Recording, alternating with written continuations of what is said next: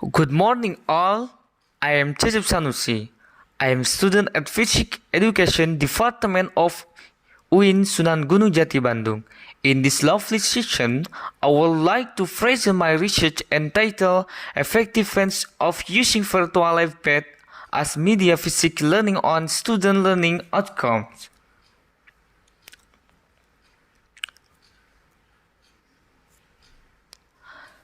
The background.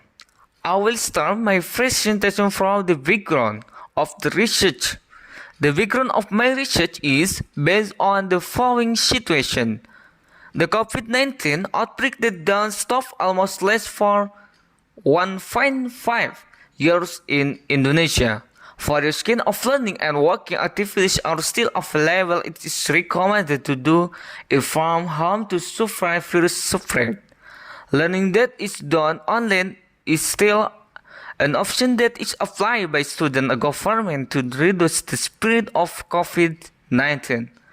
Video-based learning from home (PDR) activities conference with a variety of choices are starting to be used by teachers or learning to digital. Therefore, I'm interested in investigating this topic because want to know the effectiveness of using virtual iPad as media physics learning on student learning outcomes. Next, the literature review. Virtual lab applied in physics learning can develop representation ability so that students are easy to understand concepts and solve problems. Siswanto 2019. Learning first with virtual iPad make learning activities students become fun, not boring, and the learning atmosphere become relaxed because no burden by the face concept. Elise et al. 2017. Next slide. Research question. The following research question led me to focus my investigation. First, how the average score of student learning outcome get online learning with virtual pet lab. The second, how the virtual lab is effective and now to be used as learning media. Third, how are the difference in learning outcome between students who are following online learning as by virtual lab media with students who only follow online learning. The methodology. To keep my research on the tracks, I employ quantitative with quasi-experimental, non-equivalent control group design since this method is suitable with the nature of my research. I involve students of SMVN Pasuruan, Indonesia. The research sample used is student class with 345. The instruments used are well gathered from the data analysis technique of this research use and gain and t-test on two sample groups. The data is analyzed by SPSS Statistics 20.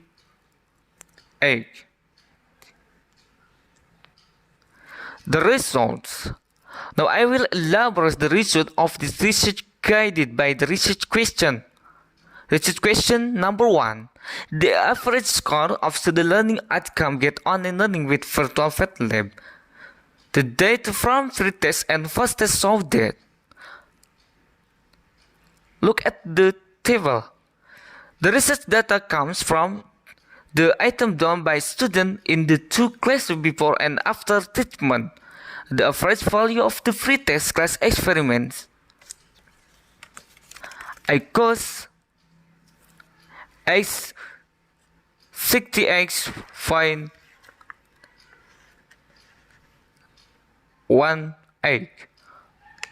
with the highest value equals x3 and the lowest value equals 60. While the average value of first test experiment class equals 88.65. When the high score equals 98 and the lowest value equals 83. Okay, in the control class, it was found that the average value of the pretest 55.41, where the high score equals 68 and the lowest value equals 48, while the result that first test control class got the average value equals 78.18, with the highest value equals 86 and the lowest value equals 68. The result of the pretest and first test in the control test presented in table 3. Look at the table 3. Okay, next slide. Subsequent analysis using the test normality. Calculation of normality test in research. This is using SPSS Statistic 28 software. Result normality test is presented in table 4. Group 1 is the experimental class group and group 2 is the control class group. The result of the Shapiro-Wilk statistical test saw a sage value in the experimental case equals 0.800 and the sig value at control class equals 0.715, quitted 0.05. Pick up result. The decision on the normality test is the data on both normality distribution class. The data analysis continues with hypothesis testing, namely using the N-gain score. The calculation of N-gain score using SPSS Statistic 28. The test results are shown in table 5. Look at the table 5. The result of SPSS analysis saw the average N-gain score in the experimental class equals 64.19 and in the class control equals 5130. And gain value in the experimental class saw the online learning is accompanied by virtual media is quite effective to use.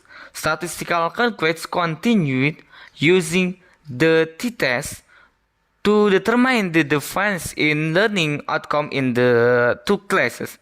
The t-test used SPSS Statistic 28, namely the independent samples t-test. The calculation results shown in table 6. The next slide. SPSS calculation result on relevance test for equality of variance. So the value of 6 equals 0.068, quitted 0.05. Then it can be concluded the variance and gain score in both classes homogeneous. Then refer to the value of signs to tell the test result is now to be equals 0.023 less 0.05, so that it can conclude that the are difference in learning outcome which is significant between the application of online learning, as is perfect lab with learning just online. Okay, next slide. The conclusion. From the data findings, it can be concluded that, based on the result and discussion, concluded that 1. The average score of student learning outcome get online learning with virtual fed lab higher than average result score learned student who only get online learning only. The engagement score of students who study online is accompanied by fed lab virtual media is higher than students who only study online. The fed virtual lab is quite effective as a learning media to support the first study online in the midst of the COVID-19 pandemic. There are significant differences in learning outcome among students who do online learning using the virtual fed lab with students who only do online learning and college students. To close my presentation, here are the list of my research reference. Okay, thank you.